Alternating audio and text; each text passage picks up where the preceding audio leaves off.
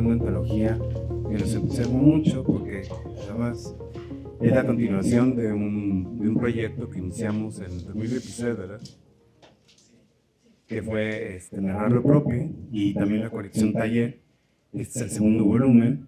Es una colección de textos de migrantes, mujeres, que viven en Chicago. Entonces, para presentar están con nosotros Silvia Aguilar, que es la compiladora del volumen, la tallerista, que guió a las autoras de este texto, de este libro, perdón, y Alberto Poncerrada, que trabaja en la parte cultural de la UNAM Chicago. Entonces, bueno, pues demos un aplauso, por favor.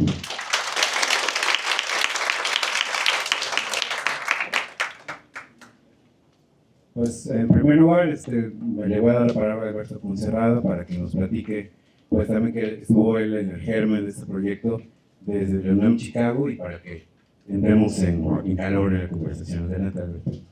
Muchísimas gracias, Eduardo, y muchísimas gracias a todos por estar aquí. La verdad es un gusto. Le vamos a tomar la libertad de leer un texto que preparé.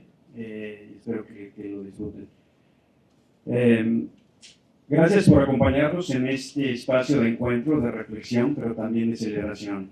A nombre de la UNAM Chicago y del equipo que la integra, quisiera agradecer a la doctora Tamara Martínez Ruiz, secretaria de Desarrollo Institucional, por su apoyo decidido y por su claro compromiso con los temas de migración y particularmente con aquellos de género. A la doctora Rosa Beltrán, coordinadora de difusión cultural de la UNAM, quien ha sido una entusiasta impulsora del proyecto que hoy nos reúne. Quisiera expresar nuestra gratitud al doctor William Lee, coordinador de Relaciones de Asuntos Internacionales, por haber abrazado este proyecto desde sus inicios y acompañarlo con convicción. A Julia Santibáñez, directora de Literatura y Fomento a la Lectura de la UNAM, con quien hemos transitado en esta aventura y ha sido, junto con su equipo, una gran compañera de viaje. En lo personal, quiero agradecer al director de la UNAM Chicago, el doctor Guillermo Pulido, con quien hemos venido construyendo esta serie desde sus inicios y quien ha promovido que esta se siga expandiendo no solo al medio oeste de los Estados Unidos, donde nació y ha crecido, sino todo el territorio al norte de nuestra frontera. Es para mí un honor compartir la mesa con mis queridos Silvia Aguilar Cerny y Eduardo Serrans, ambos a quienes admiro y cuyo trabajo y profesionalismo respeto de verdad. Hoy nos convoca una obra imprescindible, una obra que no nace en el silencio de la teoría, sino en el corazón de una realidad profundamente desafiante, la migración. Desde el verano de 2022, más de 55,000 personas migrantes han llegado a la ciudad de Chicago, muchas de ellas enviadas en autobuses desde el sur de los Estados Unidos, como parte de estrategias políticas que han usado y abusado del sufrimiento humano. Chicago, ciudad conocida por su espíritu solidario, por su compromiso con los derechos humanos y con las políticas de protección migratoria, ha sido puesta a prueba. Refugios rebasados, estaciones de policía convertidas en albergues improvisados, familias viviendo en parques, iglesias, esquinas. Una crisis, sí, de infraestructura, pero también una crisis de empatía. Y como si eso no bastara, enfrentamos desde enero de este año una nueva amenaza: el regreso de un presidente de los Estados Unidos que ha reavivado viejos temores. Promesas de deportaciones masivas, ataques a las llamadas ciudades santuario y una retórica que alimenta el odio, la xenofobia y el miedo. Pero como tantas veces en la historia, ante la amenaza ha surgido la resistencia. Chicago ha salido a las calles. El pasado 3 de febrero vivimos un poderoso día sin inmigrantes y antes de la toma de posesión presidencial, miles marcharon con dignidad, con rabia y con esperanza. El 18 de octubre, más de 200,000 personas se manifestaron en Chicago para decirle al mundo: aquí en los Estados Unidos no hay reyes. Y lo más significativo de todo fue ver a los jóvenes salir a las calles, apropiarse del espacio público y de la palabra. En ese contexto crudo, real y urgente aparece este libro. Un libro que no solo documenta, sino que narra, que emociona y que sobre todo da voz a quienes han sido, en muchos casos, sistemáticamente silenciadas. Desde nuestras trincheras culturales, académicas y literarias, no hemos permanecido en silencio. Uno de los frentes que hemos fortalecido desde la UNAM Chicago ha sido precisamente el combate a la estigmatización. Hoy presentamos la segunda entrega del proyecto, iniciado con Narrar lo propio. Si aquí el primer libro fue una puerta abierta, este es un corredor lleno de voces que avanzan, voces de mujeres ejemplares. La primera edición ha recorrido ya importantes foros y ferias del libro en México, la FIL de Guadalajara, la Feria del Palacio de Minería y la Fiesta del Libro y la Rosa. Del otro lado de la frontera se ha presentado en la Feria del Libro de Chicago y en el primer coloquio de escritores de Chicago. El próximo año llegará también a la Feria del Libro de la Universidad de Arizona en Tucson. Este nuevo volumen reúne ensayos de mujeres migrantes, la mayoría de ellas madres, que narran sus propias historias. Con sus voces dignas y poderosas, enriquecen la narrativa migrante desde su experiencia íntima. Mujeres que han sostenido a sus familias, que han hecho comunidad desde el margen, que han enfrentado el desarraigo, el miedo, la soledad, pero también el éxito. Publicaciones como estas son hoy más necesarias que nunca. Se vuelven apremiantes, diríamos casi urgentes, ante el clima de intolerancia que se vive hoy en los Estados Unidos. Este libro no solo es un testimonio, es un acto de justicia, un acto de memoria y también, por qué no decirlo, un acto de esperanza. En él hay algo más que historias personales, hay claves para entender nuestro tiempo, hay raíces y futuro, y hay una profunda verdad. Narrar lo propio, Migrantes de México y Chicago, abrió una puerta, la de narrar la experiencia migrante en voz propia, desde el territorio de lo íntimo, lo cotidiano y lo transformador. Esta nueva obra no solo continúa ese camino, sino que lo profundiza, lo expande y lo enriquece con nuevas voces, nuevos relatos y nuevas formas de decir lo indecible. Publicado en coedición por la UNAM Chicago y la Dirección General de Literatura y Fomento a la Lectura, bajo la dirección comprometida de la maestra Julia Santibáñez, este libro es un testimonio invaluable de la vigencia, la pertinencia y la urgencia del tema migratorio en la vida de México y los Estados Unidos. La migración ya no puede pensarse como una realidad periférica. Es un fenómeno central que define familias, comunidades, culturas e identidades. Estas páginas lo demuestran con una claridad emocional y narrativa que conmueve y moviliza. Cada una de las autoras aquí reunidas aporta una pieza del gran rompecabezas que conforma la experiencia migratoria contemporánea. Y si esas voces hoy encuentran forma y fuerza, es en buena medida gracias a la labor excepcional de la maestra Silvia Aguilar Cele, quien acompañó en este proceso con una sensibilidad y un rigor admirables, guiando a las autoras en el tránsito de la experiencia vivida a la palabra escrita. También merece un reconocimiento muy especial el editor Eduardo Cerdán, cuyo trabajo por momentos invisible pero siempre fundamental ha sido clave para dar cohesión y profundidad a esta obra. Editar un libro como este exige no solo una lectura minuciosa, sino una comprensión profunda de las emociones, las heridas y las esperanzas que atraviesan cada relato.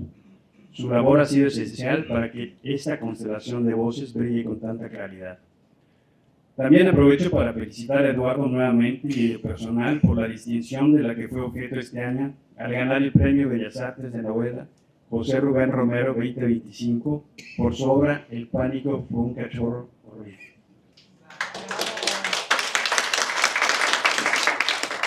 Además, quiero presumir que Eduardo tuvo el reconocimiento Distinción Universitaria Nacional para Jóvenes Académicos 2025. En este volumen habitan historias profundamente humanas. Hay dolor, sí, pero también ternura, coraje, humor, resistencia y esperanza. Leer el ensayo de Claudia Castillo, por ejemplo, es asomarse al miedo más íntimo y a la vez a la fuerza más luminosa, la de una madre migrante enfrentando la ceguera de su hija con amor radical. Conozco a Claudia desde hace años, desde su labor en el Consulado General de México en Chicago, la misma oficina que tuve el privilegio de fundar hace casi 2 décadas. Pero encontrarme con su escritura fue descubrir otra dimensión de su fuerza. Su texto es un grito luminoso de resiliencia, amor y valentía. Convierte el miedo y la pérdida en una narración pública que convoca comprensión, no compasión. El texto de Gaby Lavalle convierte los trámites migratorios en giros existenciales. Nos lleva a recorrer su vida a través del vaivén de las visas F2, F1, OPT, H4B, hasta la Green Card. Más que documentos, cada estatus representa una identidad impuesta, una libertad condicional que determina no solo lo que se puede hacer, sino quién se puede ser. Susana Salgado nos confronta con la crudeza de una burocracia que deshumaniza. La frase No puedo hacer nada contigo, no tienes número de seguro social, sintetiza toda nuestra estructura de exclusión. Pero entre lágrimas, frustración y resistencia, emerge una voz que se niega a desaparecer. Nuestra querida maestra de inglés de los veranos e inviernos Puma, Heather Hathaway, narra la pérdida lingüística y la reconstrucción cultural con una delicadeza entrañable. Su texto es una exploración bellísima de identidad, lengua y sanación intergeneracional. Encontramos también una diversidad de formas de migrar. Edna Vázquez escribe desde su dormitorio como un espacio de reconstrucción emocional. Lucía Mier y Terán desde el duelo de no poder ejercer su profesión. Rocío Santos desde el micrófono como trinchera cultural y Carolina Herrera desde la conciencia de que emigrar es muchas veces adaptarse o extinguirse. Rocío amplifica las voces de la diáspora y fortalece la memoria comunitaria. Carolina recuerda su llegada a Chicago con pasaporte diplomático y cómo ha transitado entre privilegios y desorientaciones, construyendo espacios de afirmación cultural como la Feria del Libro de Chicago. Su texto revela la complejidad emocional de quien aún representado en instituciones debe reconstruirse desde lo personal. Adriana Peguero Ceja, colega entrañable de la UNAM Chicago, nos ofrece un testimonio honesto y lleno de gratitud. Su ensayo es una carta de amor a su hija, a su trabajo, a la educación y a sus raíces. A través de su experiencia como madre inmigrante, muestra cómo transformar las dificultades en plataformas de acción y ternura. Las voces de Juana Santiago, María de la Luz Márquez y Trinidad González enriquecen esta obra al incorporar experiencias indígenas, comunitarias y maternas. Sus textos son actos de memoria y afirmación. Escriben para dejar constancia de una historia muchas veces negada o ignorada. En conjunto, este libro no es solo una compilación de ensayos personales, es un manifiesto narrativo. Nos recuerda que en tiempos de oscuridad política, retrocesos sociales y discusiones de odio, la palabra escrita, cuando viene de quienes han sido marginadas, se convierte en una forma de resistencia y de esperanza. Llevar las voces de mujeres migrantes a la literatura es en sí mismo un acto de justicia y de luz. Muchas de ellas son madres, trabajadoras, educadoras, activistas. Han sido obligadas a reinventarse desde el margen, a construir hogar donde no lo había, a crear comunidad en medio del desarraigo. Y hoy están aquí con sus voces en sus propios términos, compartiendo historias que nos interpelan a todas y a todos. Desde la UNAM Chicago ha sido un privilegio acompañar este proceso, que confirma que la literatura no solo cuenta lo que somos, sino que nos permite imaginar lo que podamos ser.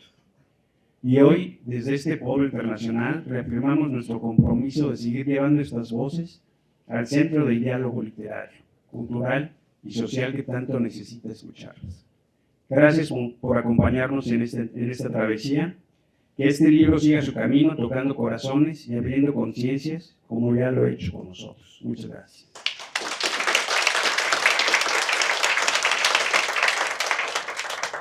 Muchas gracias, Alberto.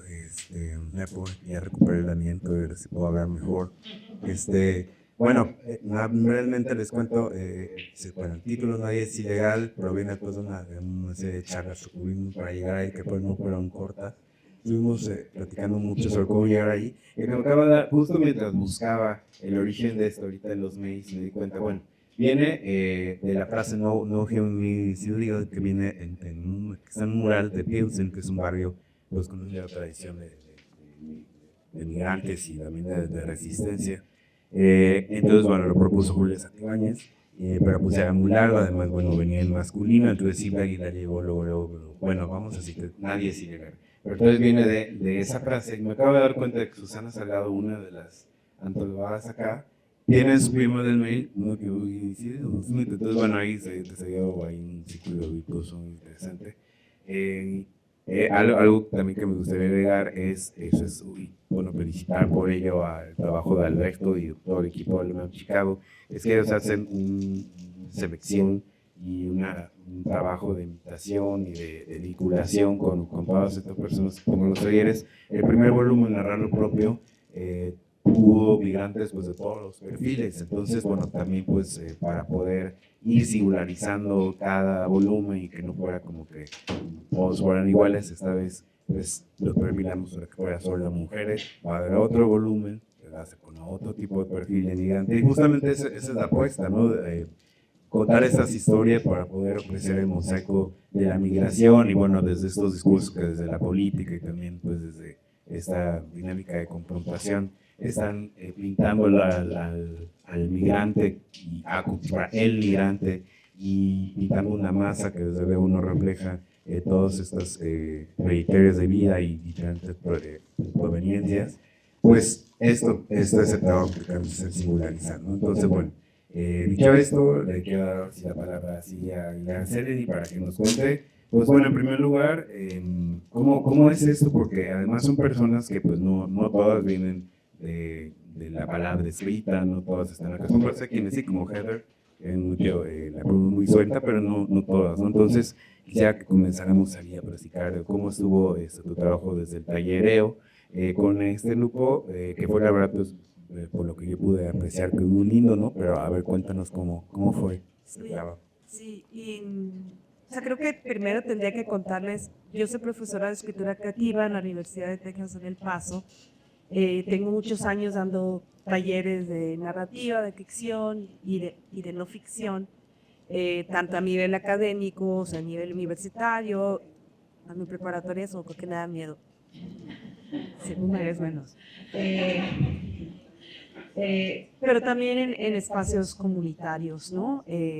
Sigo y creo que seguiré valorando el poder de la palabra, ¿no? Lo que hace la escritura.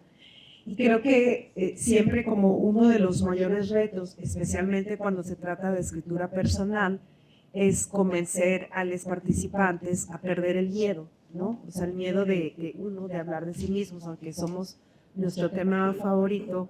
Una cosa es que lo sea y otra cosa es pasar, ¿no? A llevar estas anécdotas por escrito, ¿no? O sea, el miedo a abrir, ¿no? La historia personal, a escribirla y después a que alguien comente sobre ella en el texto, ¿no? Con frecuencia en estos talleres de escritura personal, siempre, así, remarcado y con negritas, hay alguien siempre, con frecuencia, es una mujer cuando los talleres son mixtos, que dice, es que no sé si lo que yo tengo que contar es importante, o es que no sé si mi historia a alguien le interesaría. Siempre hay alguien que dice, ¿no? Y cada vez que lo oigo van a decir que soy una ridícula, pero siempre se me hace un nudo en la garganta. Existe alguien en el mundo que piense que su historia no es importante, no es valiosa, o que alguien más no querría escucharla. Una vez en un taller hasta dije, ya estoy cansada de oír eso, porque me parece muy conmovedor y muy triste, ¿no? Que tengamos esa duda sobre nuestras historias. Algo que pasó en este taller es que ninguna de ellas pensaba eso, o más bien todas sabían que sus historias eran importantes, valiosas, o bien que sus historias tenían que estar fuera, ¿no? De sus mentes, de sus familias, ¿no? O del núcleo más cercano. Sabían perfectamente que lo que habían vivido, que lo que habían experimentado antes de vivir en Estados Unidos, en su cruce a Estados Unidos, o durante su adaptación o sus últimos años en Estados Unidos, o cuando decidieron dejar Estados Unidos, porque tenemos el caso de una de las participantes que ya no vive en Chicago, eran anécdotas, eran vivencias que tenían que ser leídas, ¿no? Que era una manera de acercar a lesotres a lo que significa ser una mujer migrante, ¿no? En específico en Chicago. Yo no sé qué tanto estén conscientes ustedes que Chicago es una ciudad santuario. Yo creo que la mejor birria, aunque a mí no me gusta perdónenme, ¿dónde lo vengo a decir?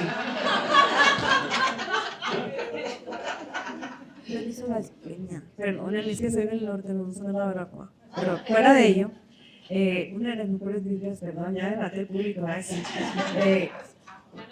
ya no dije que es de Chicago, no. Por eso quiero decir que la comunidad mexicana ya no me quiere, oye, ¿verdad? No, permítanme, lo voy a mejorar. La comunidad mexicana de Chicago es maravillosa, es enorme y es una comunidad solidaria increíble, ¿no?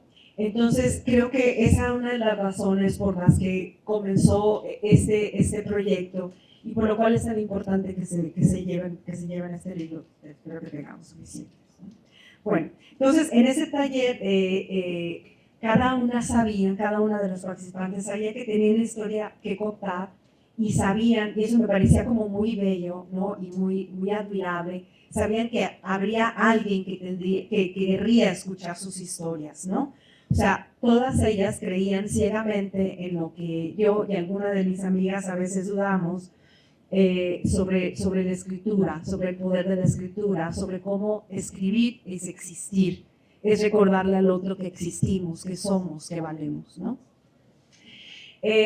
Un taller de escritura siempre tiene muchas dinámicas, ¿no? Siempre hay alguien que participa mucho, que toma todo el espacio, hay alguien que es más silencioso, hay alguien que va duro y a la cabeza con los comentarios, etcétera. Pueden pasar muchísimas cosas. Aquí fue armonioso, hermoso, solidario.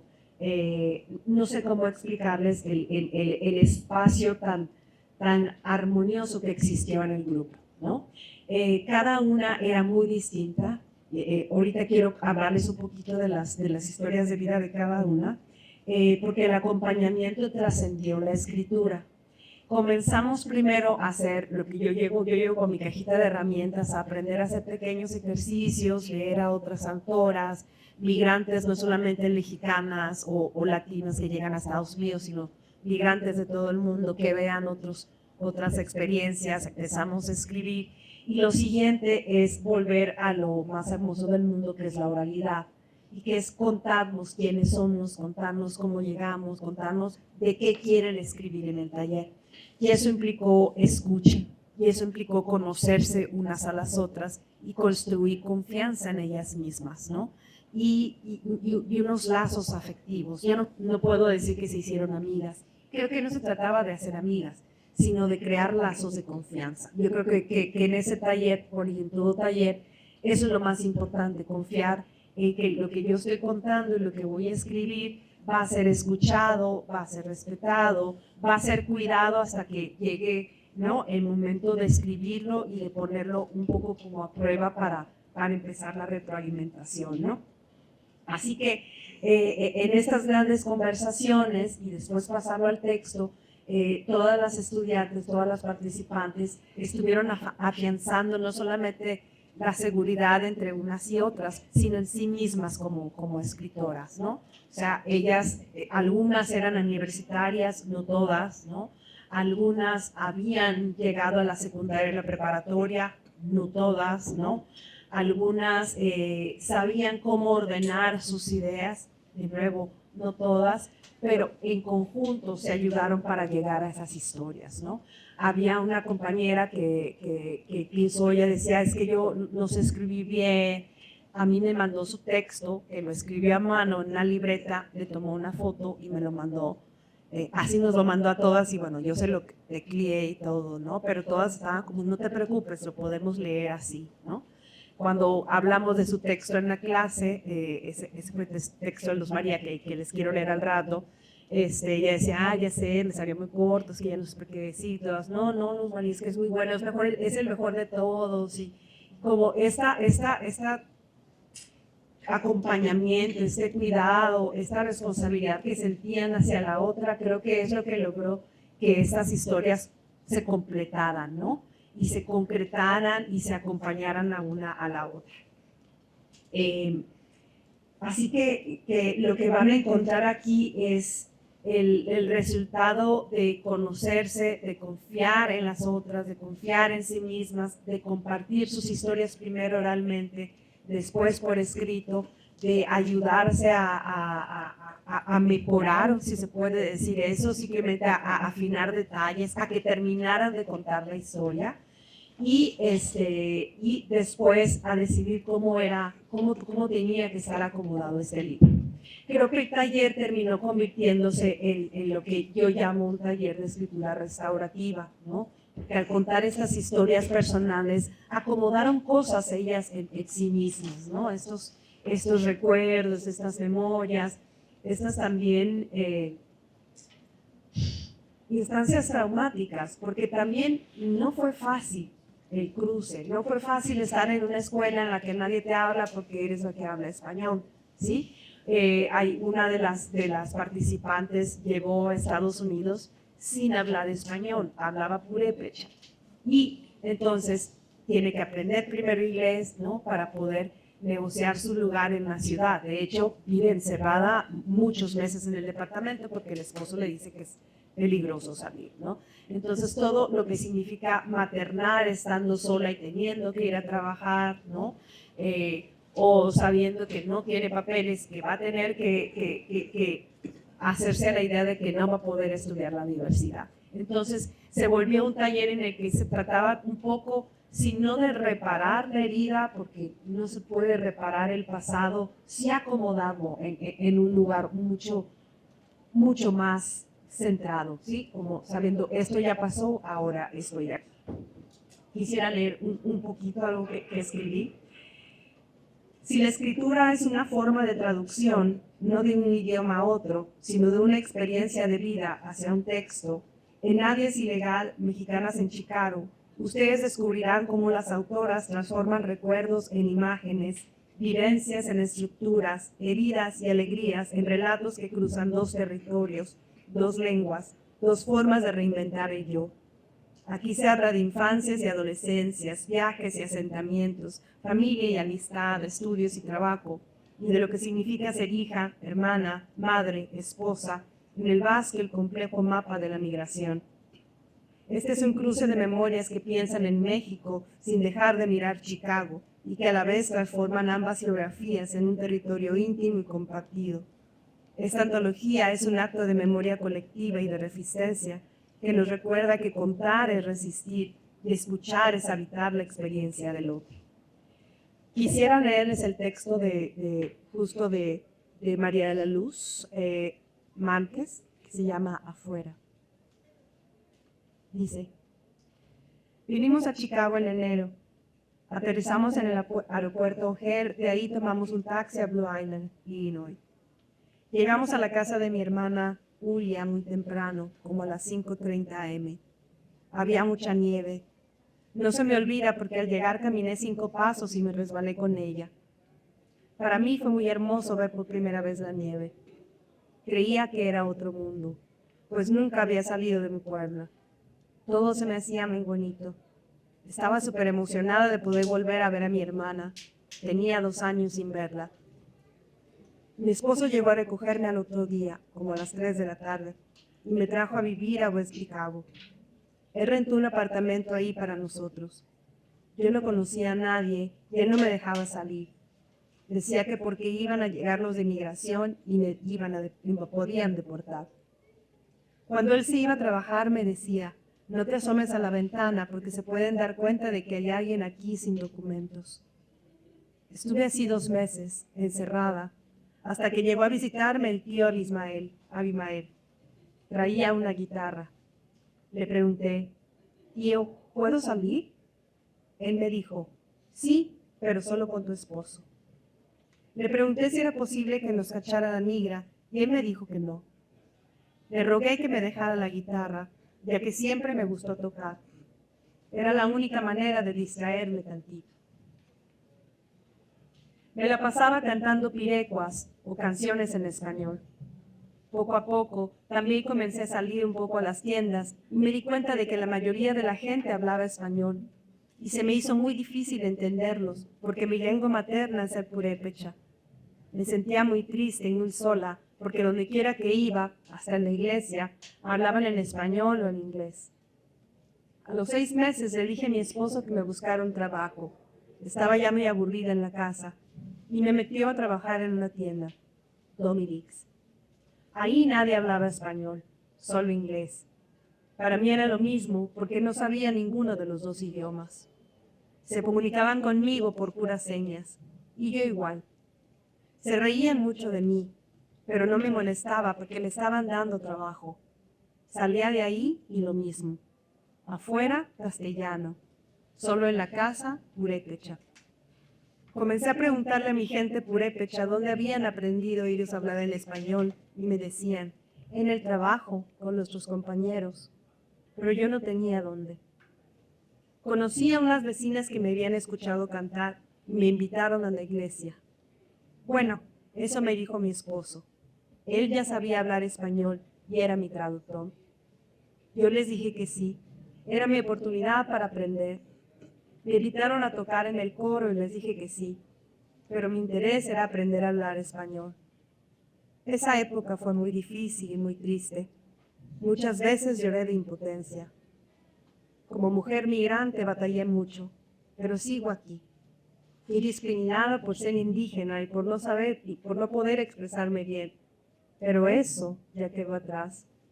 Ahora me siento orgullosa de mí, de lo que he logrado.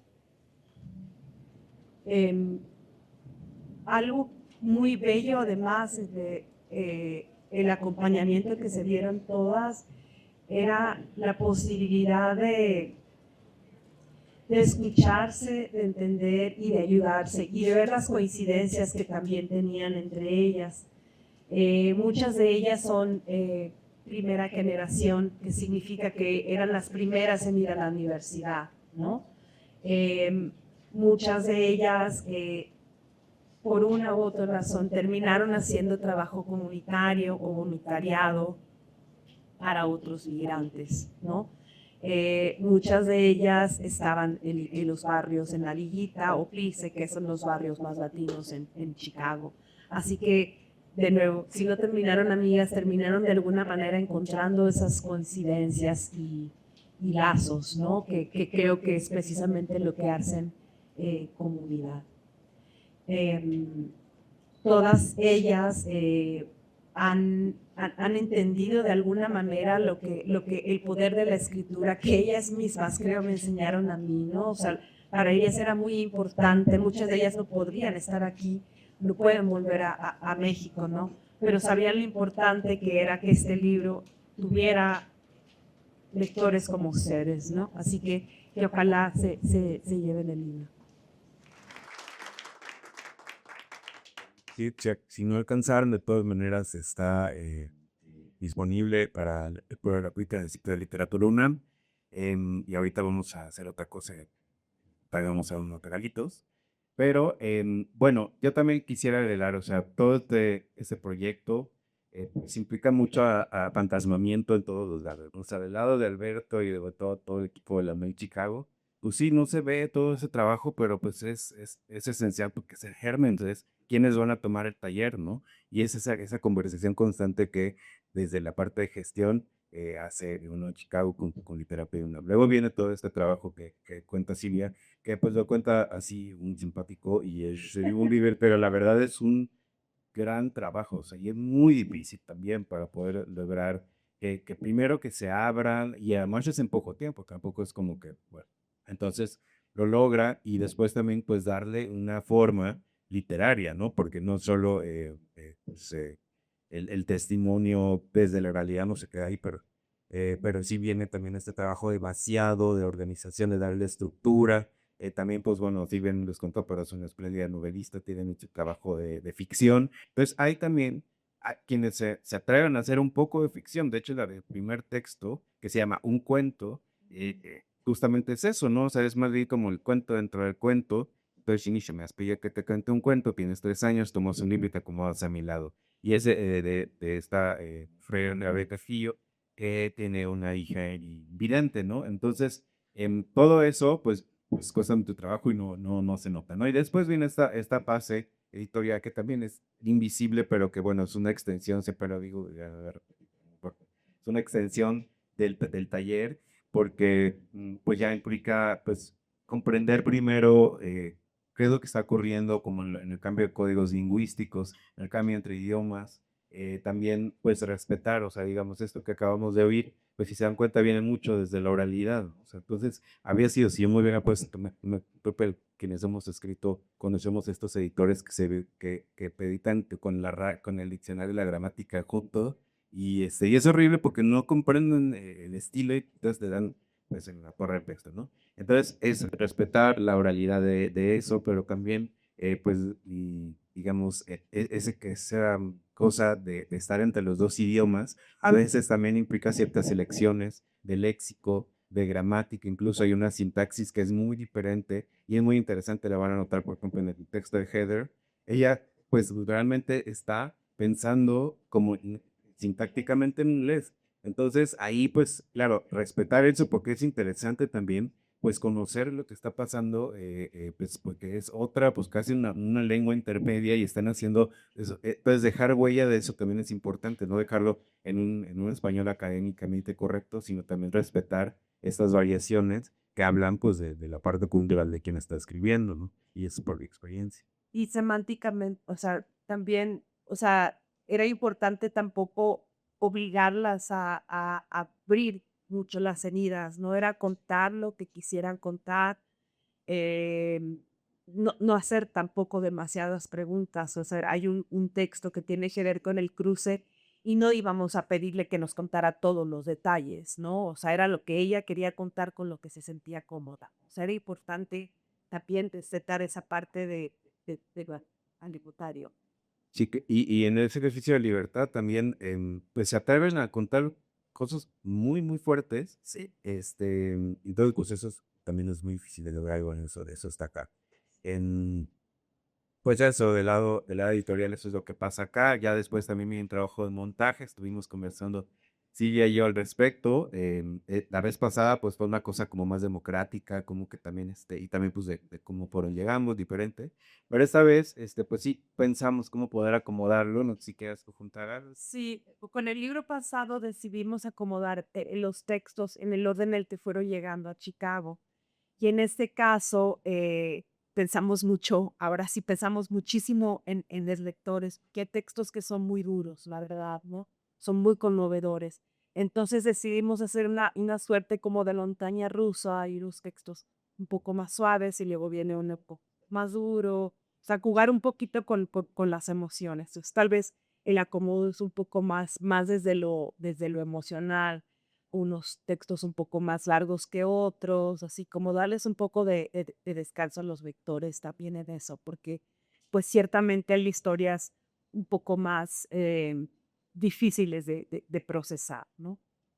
Sí, entonces, bueno, pues medimos las temperaturas, también variamos extensiones y la verdad es que estamos muy, muy orgullosos de este resultado. Quisiera, mira, si se animan a hacer alguna pregunta, tenemos unos ejemplares de regalo del libro anterior, no era los boletos, ya se llevarían los dos. Para que conversemos, para que también ustedes puedan participar acá, alguna pregunta o algún comentario que quieran decirlo a cualquiera de los otros. Sí, Hoy en día esta mujer sigue con este gran temor en relación a ser expulsada de un país que las ha segregado y que las tiene marginadas, aunque al no tener documentos siguen en esta preocupación y ansiedad constante, ¿no?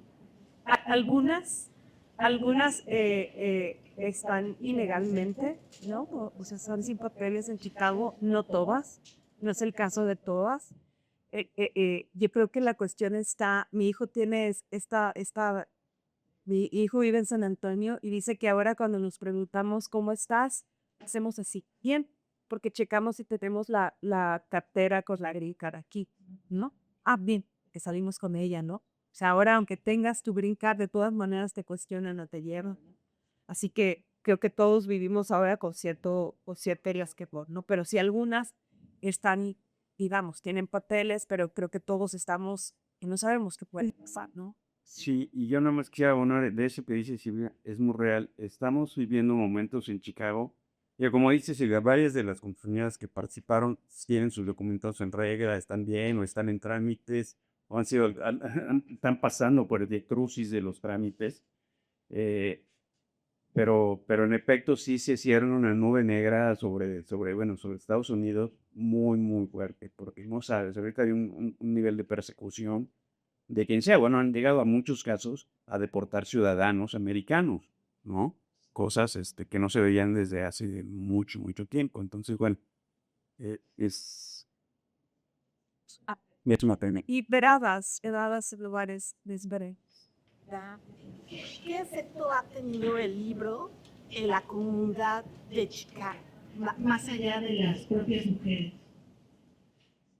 Mira, la verdad es que ha tenido un gran, gran impacto. Este libro, el primero, Pues le ha dado vueltas, la verdad, a todas partes.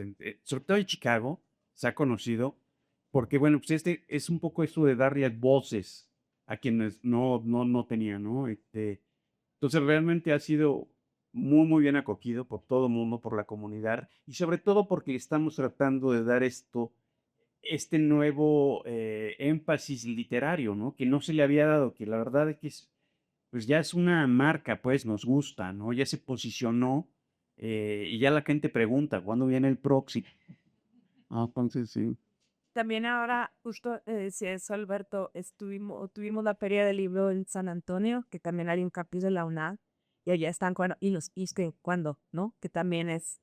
Entonces yo creo que hay como en otros lugares donde han escuchado del libro, están también pensando que pueden hacerse talleres. En El Paso hay un lugar que se llama el Centro de la Mujer Obrera, que es una cooperativa. Yo di un taller hace poco y les llevé un ejemplar y estaba como, ¿y podemos nosotros hacer algo? Yo, que pueden, o sea, claro que no, o sea, lo que no me necesita necesariamente a mí, es una cuestión, yo que eso es lo mejor, incluso yo puedo acompañarles, pero es algo que pueden hacer ustedes.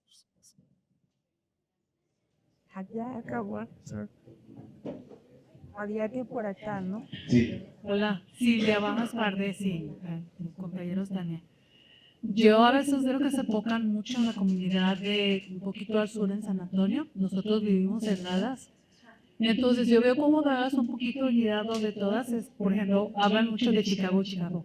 ¿Cómo piensan llegar a las personas que vivimos en Dallas y nos interesa mucho que la comunidad hispana se sienta como abrigada por ustedes y por lo que hacen? Yo tengo mira, a mí se me ocurre, y aquí yo creo que la UNAM juega un papel muy relevante.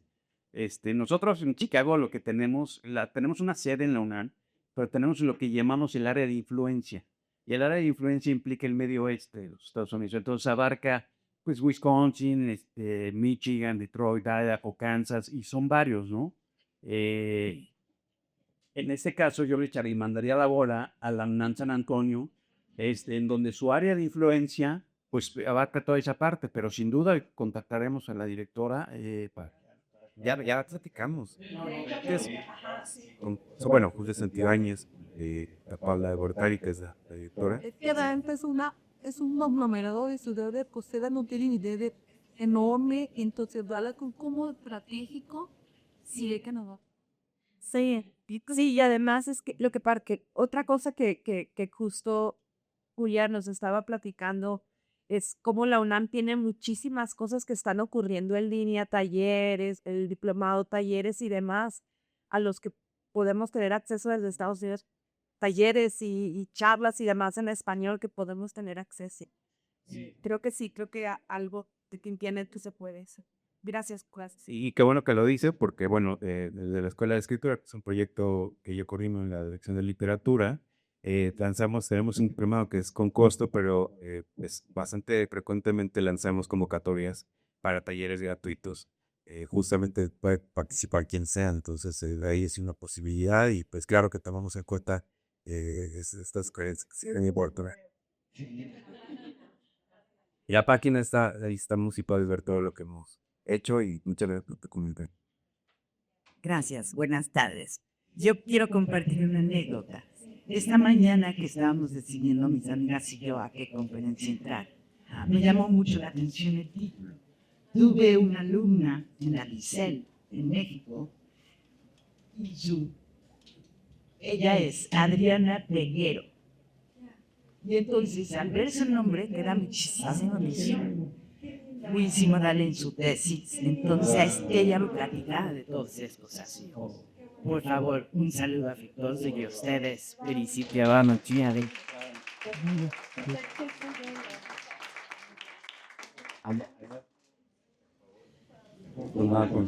Ya me perdonaron de la vida. Buenas tardes. Usted menciona que es taller extra en estas comunidades y me surge la duda de cómo es la experiencia a dar talleres en estos círculos que probablemente deben de ser muy enriquecedores o diferentes. Entonces, ¿cómo es también para las mujeres que deciden añadir su título aquí, cómo se desenlazan para poder escribir y que no les dé la pena o la timidez, ¿no? Como decir, como te digo, de que es que mi historia no es lo suficiente buena, ¿no? Sí. Bueno, aquí es como yo vendo otro producto. Manejando el que se llama, bueno, yo doy algo que se llama taller de talleres que he dado también con Hernán y con Eduardo. Y es un taller precisamente que prepara talleristas, ¿no? Porque, o sea, pues estudiamos letras o escribimos y hacemos como plote muy intuitivamente cómo se hace un taller, ¿no? Pero no necesariamente tenemos las herramientas para cómo hacer este acompañamiento, qué pasa cuando alguien se les rompe, ¿no? Allí puede pasar, obviamente también nos pasó en el taller, por esas historias, sí, claro que lloramos y nos acompañamos y luego nos reímos al instante, ¿no? Entonces, creo que implica mucho prepararse en principio, o sea, aquí sí de veras que no se van a improvisar, porque nunca sabes a dónde te puede llevar un ejercicio, una lectura, no sabemos qué ha vivido alguien, ¿no? O sea, creo que hay que, en principio, para mí hay tres cosas básicas. Uno, generar confianza en el grupo, ¿no? O sea, te confíen en ti y ejercicios o dinámicas para que comiencen a confiar en nosotros, ¿no?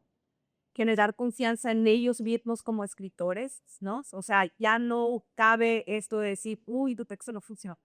Se van a ir, o sea, ya no van a querer compartir, ¿no? Siempre tratar de liderarles a crecer, ¿no?